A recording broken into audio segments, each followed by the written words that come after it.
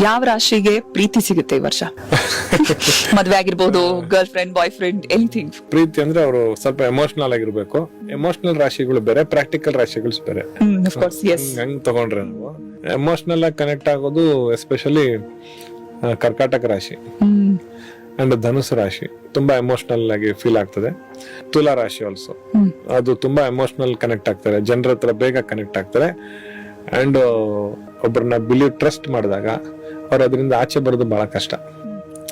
ಆ ನಂಬಿಕೆನ ಒಂದ್ಸರಿ ಒಬ್ಬರನ್ನ ನಂಬಿದಾಗ ಅಲ್ಲಿ ಏನಾದ್ರೂ ಆಗಿಲ್ಲ, ಅದು ಪ್ಲಸ್ ಮೈನಸ್, ಅದನ್ನ ಹಾಗೆ ಕ್ಯಾರಿ ಓವರ್ ಮಾಡ್ಕೊಳಕ್ ಪ್ರಯತ್ನ ಮಾಡ್ತಾರೆ. ಅದನ್ನ ಹೇಗಾದ್ರೂ ಸರಿ ಮಾಡ್ಬೇಕು ಅನ್ನೋ ಪ್ರಯತ್ನ ಮಾಡ್ತಾರೆ.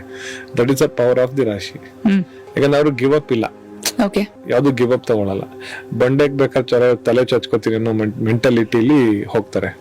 ಸರಿ ಮಾಡ್ತೀನಿ, ಐ ಕ್ಯಾನ್ ಡೂ ಇಟ್ ಅಂತ, ನಾನ್ ಮಾಡ್ಬೋದು, ಸರಿ ಮಾಡ್ಬೋದು, ನಾನ್ ನಂಬಿದ್ದೀನಿ ಅಂದ್ರೆ ನಾನ್ ನಂಬಿದ್ದೇವ್ರ ಕೈ ಬಿಡಲ್ಲ ಅನ್ನೋ ಒಂದು ಮನಸ್ಥಿತಿ. ಇದು ಜಾಸ್ತಿ ಎಮೋಷನಲ್ ಕನೆಕ್ಟ್ ಆಗ್ತಾರೆ.